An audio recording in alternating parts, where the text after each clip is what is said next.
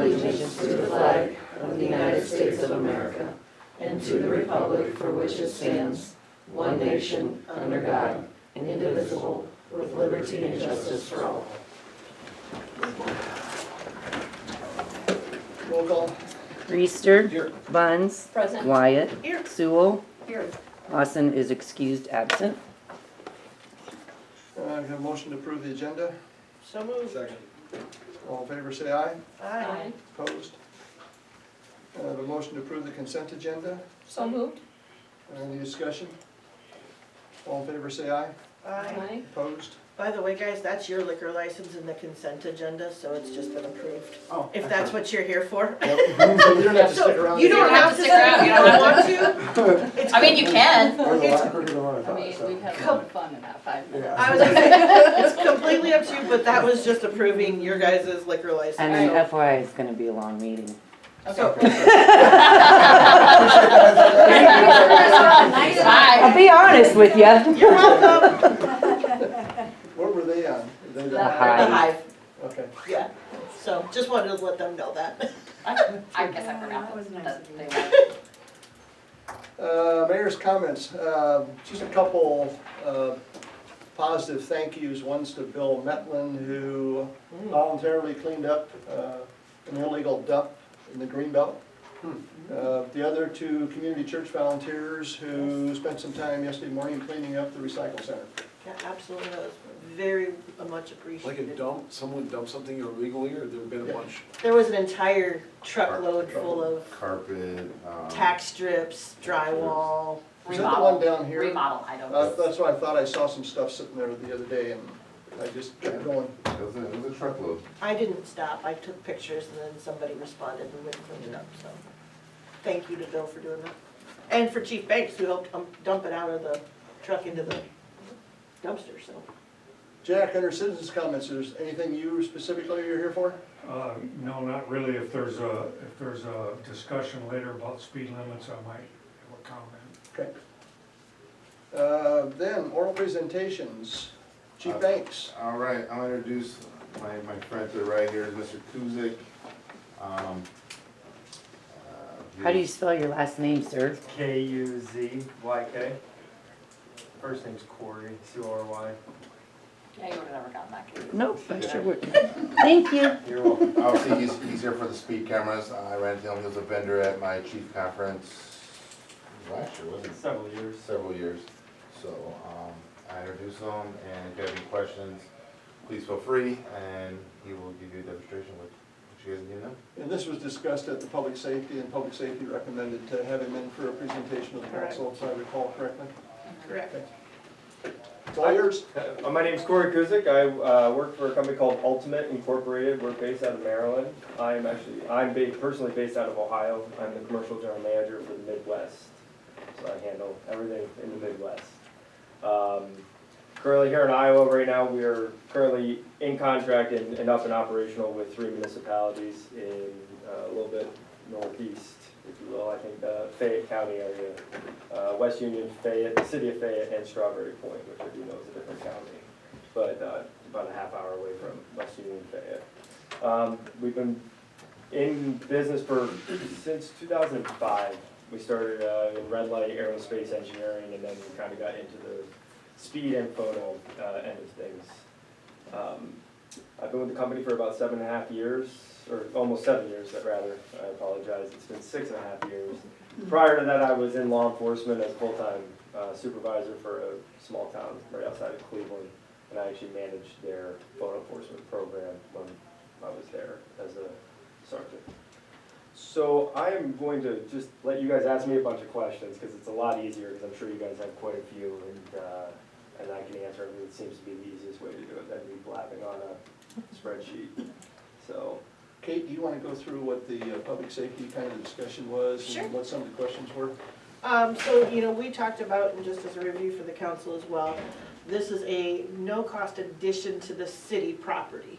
So, you guys will put the camera, solar pole, whatever it needs to be done, up. Yes, so we will take care of, if it's on a state route, if that's the case, we will take care of the permitting. I will do the permit, I work with the DOT garage, the IDOT garage, and Say from Olivia, you're there, probably gonna wanna sit. from there, the city ends up signing the permit. That's what IDOT likes, they just want somebody from the city to sign the permit, but I will produce it, I'll give it to you, you guys can review it. I've not had problems since, you know, the other 3 agencies that we've done on state routes. We put in the pole at no cost to you, the system at no cost to you, meaning the city. And then just from there on, it seems like a little bit of a pipe dream if you think about it, right? That you guys don't Nothing's pay- free. Nothing's free, that's the word I was looking for. So how we end up, we just take a percentage of every paid violation. And that's, this kind of helps us cover all the costs of the install. We don't use solar just because based on how much the systems drain, we'll end up running power. And we take care of the meters and all that as well. So that's our bill as well. Do you set the price we can charge for the ticket, or do we set that? You set that, so pretty much anything else when it comes to the program is up to the city. Thresholds on what they're enforcing at, obviously I have best practices and such is what we've been doing. Most of the municipalities in the state of Iowa use the state fine structure. So anybody doing 10 over is about a $75 ticket. And then 11 to I think 16 is 100, and then it just progressively goes up. So it's a progressive fine value. Yeah, we've got municipal citations for those, correct? Can we still use the municipal citation? So they are civil at this point, but then if they are unpaid, then at that point, or if somebody chooses to want to have a hearing in front of a judge, then they can request a municipal infraction be issued to them, and then it goes through the court process. So is that different from what we currently do? Well, because if I'm right, if they don't pay the citation and they don't want to fight it, it goes to the registration. Correct. They'll go- So it goes to the registered owner of the Yeah. vehicle. Which Now is what we do now. Yeah. Which there is a process to say if I was driving your car, Right. you could nominate me as the driver, and then I don't get prompted. I can nominate somebody else as the driver? But you also have to be able to articulate that Improve that? and prove that. I there is nominate that. Matt Reister. There is a process that gets put into place. that- Is there a contract for how long we have to have these up? Yes, so our agreements generally go 3 years. Now, if something happens where, you know, I would say, like, say something, you know, Des Moines changes the law or something like that, you know, where something changes, there's clauses in the agreement that have outs, if you will, default, effect, and so on and so forth. And what we had discussed was 2 cameras at this time. I'll talk to Dr. Voss. I would like to add a third on Highway 63. I think that will probably make some people happy because it's Highway 63 is their responsibility. Technically it is, but I don't think it wouldn't hurt anything if we go on 63. Where at on 63? Probably around about 3rd Street. By like the bike trail or by the underpass type of place there? Yeah, well, 'cause I mean, down further, but. further down towards Casey's 3rd Road. Street, yeah, because that's a 50-mile-per-hour zone from the end of the curve if you're coming Right, into town. from the football field. co-op, basically. Well, yeah, from the co-op to the football field, that's 50. Because the curve itself is 45, which nobody does go 45. But there's no way for us to enforce that because we can't turn around on the curve. Okay. So we'd have to add that as an additional item then onto a different agenda, to next time's agenda to do that, is that right? We don't have anything. We've got nothing on the agenda other than the presentation under, Okay, I think if the council, we can discuss if the council wants further work on it, then it'd be a case of public safety, working with the entity to come up with a Right. formal document, everything else that would come into play, because then you would have a document, you'd set a public hearing, right. and then be the ordinance reviews, I because you'd don't have to remember have if an we already did ordinance. that or not. Okay. So we've got 2 picked out, and then plus, the first one was going to be on, the Schrock Road, somewhere between Schrock, Pirate Drive and 63. yeah, because that's I don't know if it's on the agenda, if we were gonna change the speed limit through or all the way. It is. Yeah, So but I'll somewhere between that I'll is leave what we that were for thinking his about setting. expertise, once we get the speed limit. The So we- second one We was- did, if Go I may, we did the traffic study on Shrock and right, just, I would say west of Bonnie, am I correct in my Yes. direction? Yep. So we were right at Bonnie, is where I did, Okay, when so we did be- the traffic study about 10 months ago. Okay, so at the that's the intersection that you can turn right into, Into correct? my addition. If you're coming to Hudson? Yeah. Okay, so right there is one. The second one that we had looked at was Eldora Road this way, Yes. which would be to the Yeah. west. Yep.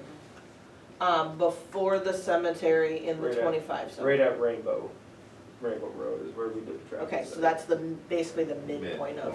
Because Schrock had the highest violation rate, I think you were at 58% in excess of the limit, you were looking at like a 10 mile an hour. It was, so in the 25-mile-an-hour zone, within a little, right about a 24-hour period, there was 1,786 cars that went through, In I put a- 24 hours? yeah. Yeah. I put a little box up that That's a was lot. from a third party that we purchased. It just counts cars and gives us speed. Speed limit was 25. Out of those 1,700, almost 1,800 cars, 858 were 10 over. Oh my God.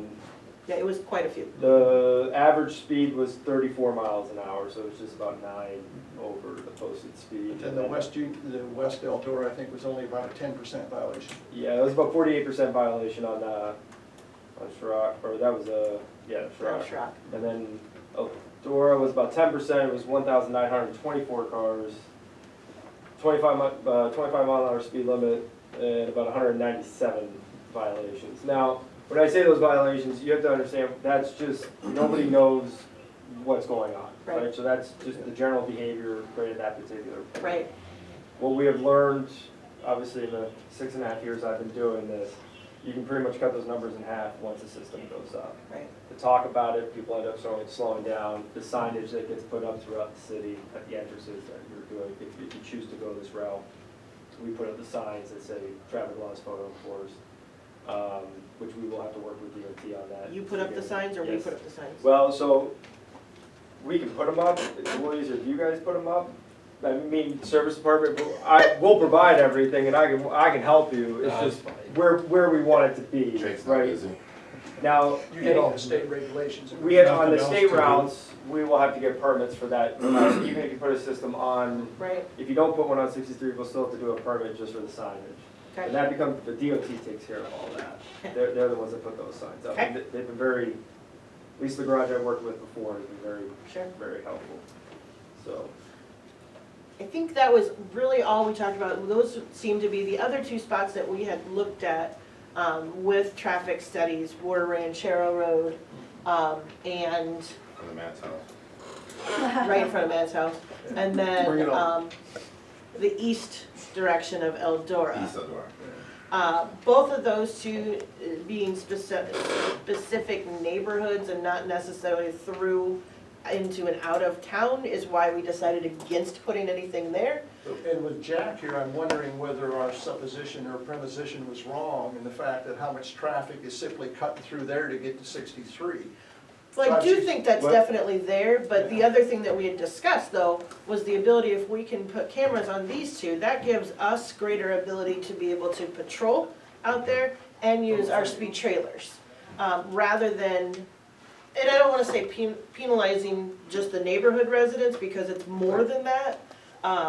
But it's not as much in and out is kind of what we had discussed. Now, that doesn't stop us, if we wanted to later to add additional cameras, we can come back to you and do that for a different 3-year contract, I'm assuming? So, it can all fall under the same agreement. So Okay. after 3 years, the agreement just rolls year to year Okay. after that. Now, we have multiple systems that we can use, meaning we have the pole mounted ones that we're talking about. And then we also have a handheld unit, which I know can be somewhat taxing, just from working at a small department myself, and just, you know, the officer staffing Right. can be an issue. But we do have a handheld unit that could be kind of used in the same sense as photo enforcement, but it's just an officer behind that has a camera attached over the tablet. Right, Waterloo had that at one point, I think they Yeah, switched probably. away from that to Rambo, right? So but there then is it's that motion. option, and then that is, you know, again, we can add and take away, so like West Union, Strawberry Point are a perfect example, they're using it for the summer months. And they're running it, they got them at the beginning of, they're gonna start using them at the beginning of June. So they've been using it, and then they're gonna run until about late September, maybe October. And then I'm just gonna take the unit back. And that's through a third party, company, that we lease that from another company. And we could certainly look into that later. And that's always an option, that if it's like, you know, to hit your problem spots, if, you know, Well, and we'd also talked about, now that we've got a full fleet of police vehicles and we're keeping the one that's got the most miles on it, being able to use that as Visual deterrent. visual deterrent. It's a great word for it, I like that. Because, you know, obviously studies show you see a police car, you're gonna slow down. But without having to do that. Now, again, we can add later if we want to, but this is a no cost to the city when it's in and out, and we know that there's violation, and it frees up our police department to do that. So at this point, that was all we talked about as far as committee-wise, so I would welcome any other questions from anyone else. Is there, realizing it's a 3-year commitment, is there a minimum number of cameras, a minimum number of violation, a No. minimum number of buildings? there's no minimum on anything. Okay. So, and I know I'm not gonna sugarcoat anything, obviously we're a business, but obviously, when we bring on a new municipality, there's usually a problem. And clearly by some of the data that we have, there's a small problem, or a larger one. But as those numbers decrease, that helps me when I have to go to the next city that is inquired to you guys saying, hey, like, you've been working with this company. Now, there's other companies out there, there's no doubt about that.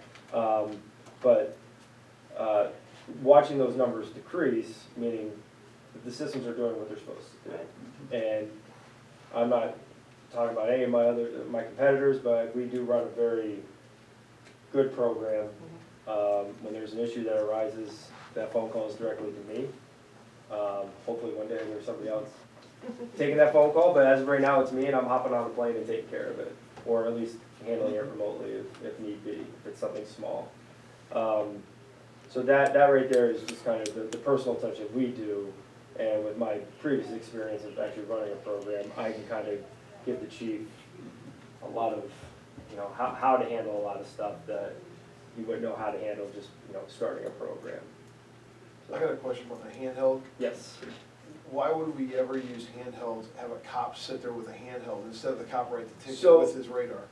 So that's a good question. So really what that is I've worked the road plenty of times, and I have to pick and you're picking and choosing what car you're gonna pull over.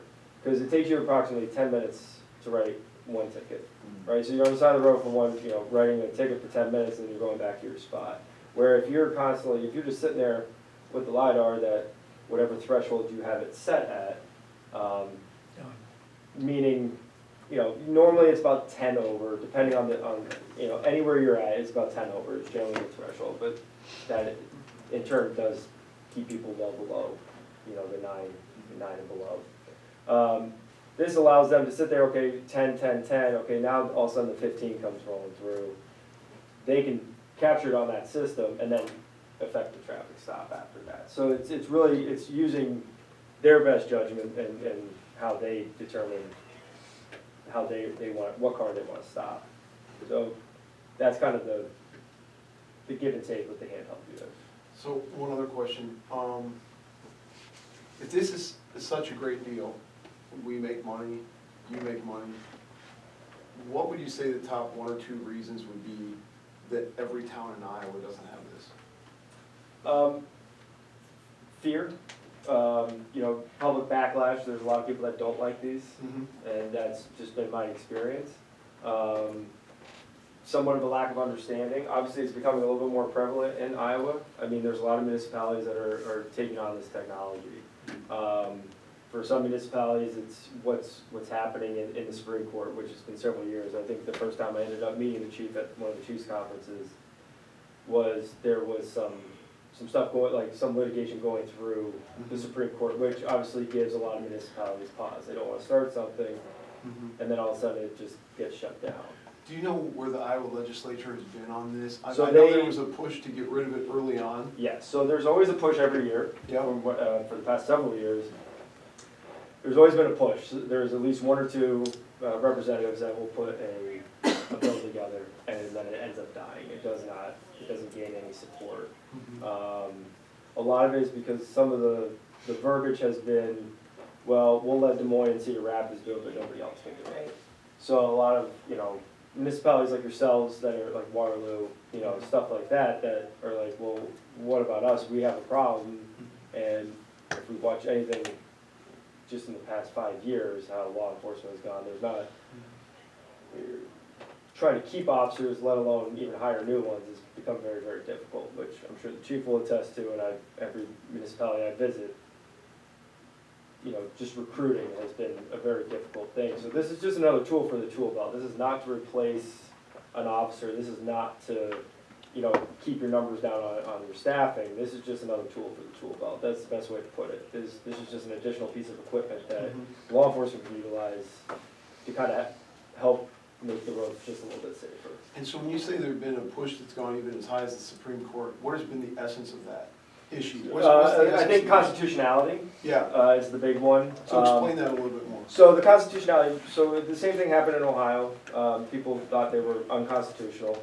Because why? Because they're not physically being stopped. So they're getting a speeding ticket, which now, mind you, these tickets are civil in nature, so they're non-reporting. They don't get attached to your driver record, so obviously the insurance company can't find out about it. The point of these systems is, yes, there's a monetary value to it, to the violation, but it just helps change that behavior. That's the one way to So change is behavior. a constitutionality issue if my buddy's driving my car Yeah. and I get the ticket, Right, you're gonna I'm get, getting charged for something I didn't do? Is that the issue?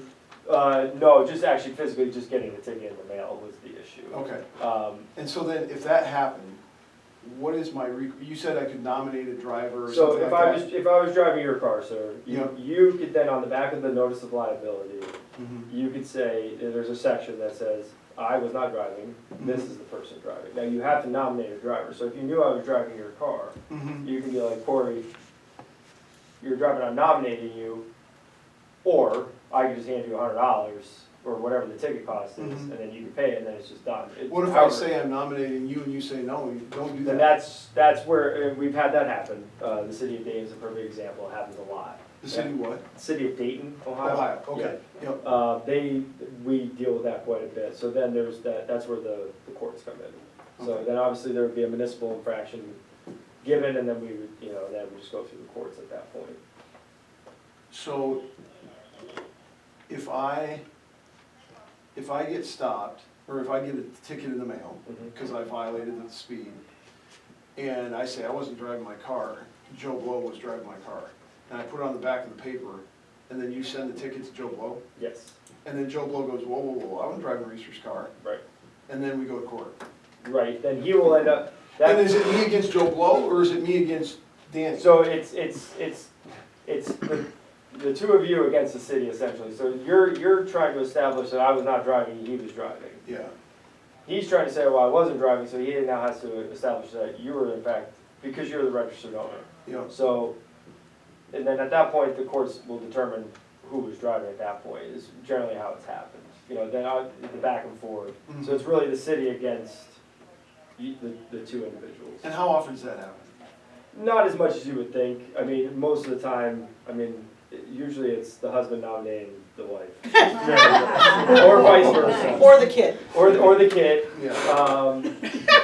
So there's a lot of that. So really, I think when you get in a much more metropolitan area, I would say Cedar Rapids probably has this problem more Right. than I deal with it in West Union. I'm thinking about, what about like a business with a fleet of vehicles? So generally they can usually determine who is driving said vehicle. There's a and picture of the license plate, I'm assuming. It's a picture of the license plate. Doesn't picture the driver. Does not, we capture the rear of the vehicle.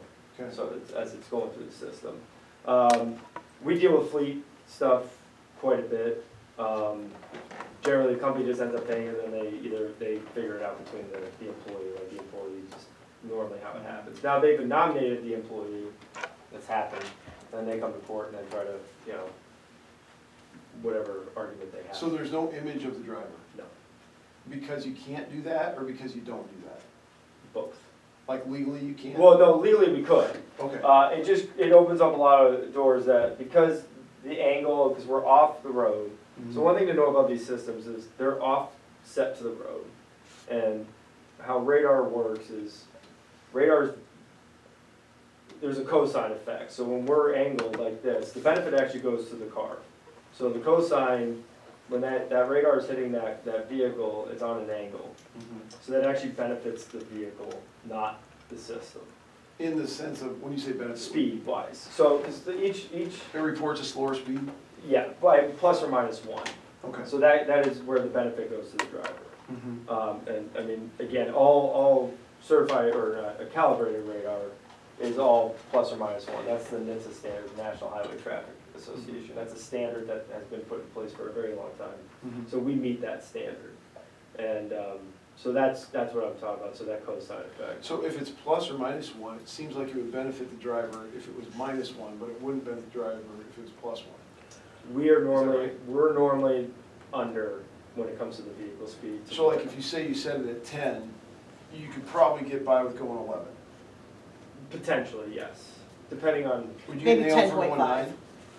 1.9? no. If the vehicle is reading 9, there's no way you're getting, that system's capturing.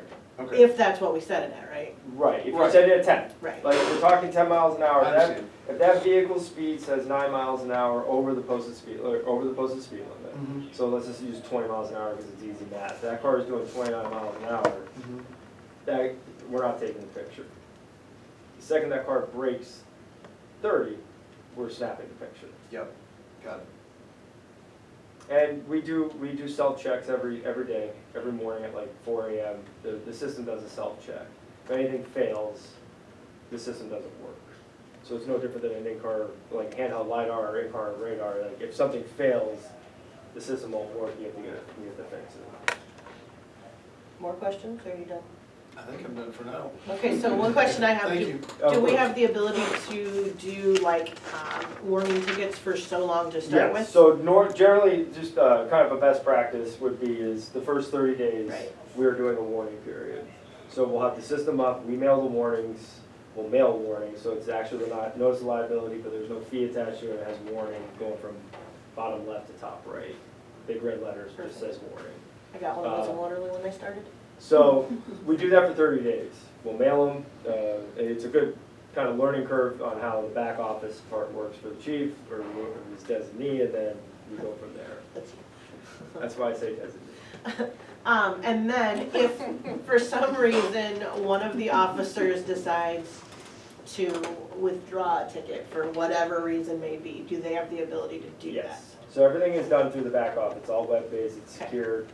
There's a 2-part verification, so I wouldn't be able to even log in under the chief, Sure, even okay. myself, because it's a phone call or a text message that says you have to approve the login. Okay. At that point, the police department has the final say of what gets mailed. So they approve or reject based on whatever criteria we come up with. So if the fire department blows through it or some reason, they Right. can just say, yeah, that's not a ticket? Yeah, Okay. I mean, yeah, so I mean, again, West Union deals with it quite a bit with volunteers. Right, They end up approving it, but then they bring in the run sheet, and then at that point, the chief makes the determination of how he wants to handle that violation. We have no say. We let the cities run their programs. Obviously, I don't need 100% rejection, but, within right. within reason.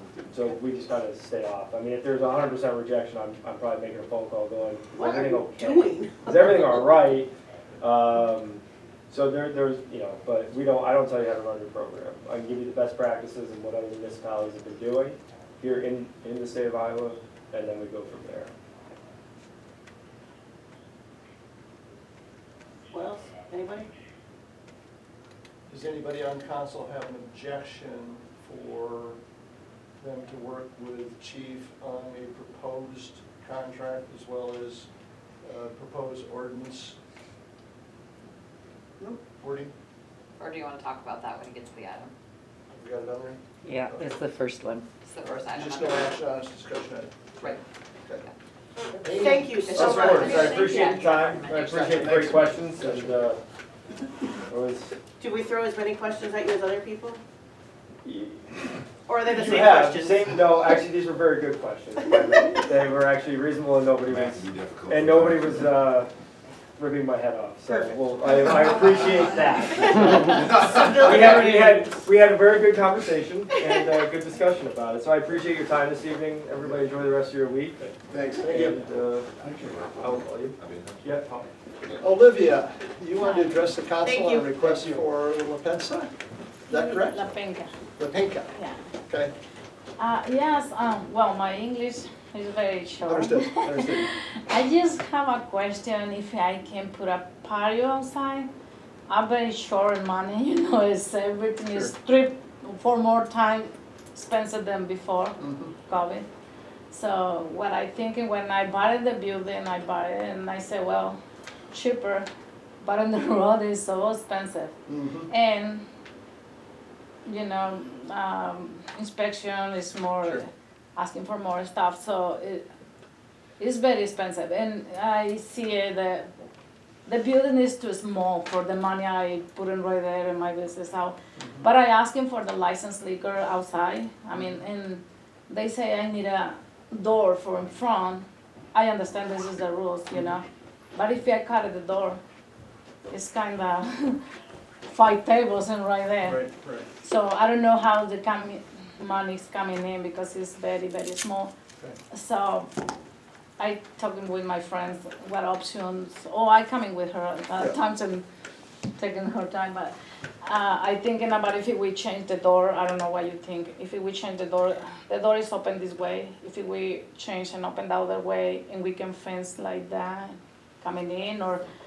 Well, here's a little update for you. Olivia's been meeting with Chrissy from time to time, sometimes Katie, sometimes Steve. The challenge we have here is the Triangle has had, in the past, outdoor beer gardens during Hudson Days. during events. Because what we would do is issue a special permit because Olivia's building is the end of her property line. So if we had the triangle, the Pinka, did I say that right this time? Yes. Okay. If the Pinka was up on there, you would see that her wall is it. What has been talked about is the room out there that has been a beer garden in the past. Could that be utilized and what type of restrictions, what type of ordinances?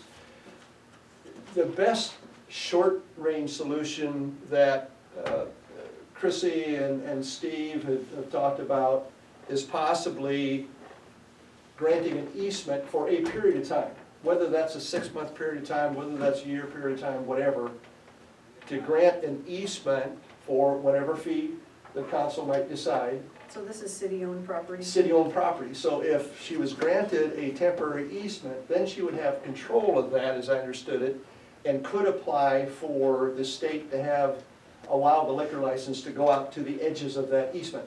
Sure. Is there a way we can is there a portion that we could separate that we could lease to her for $1 a year or something like that?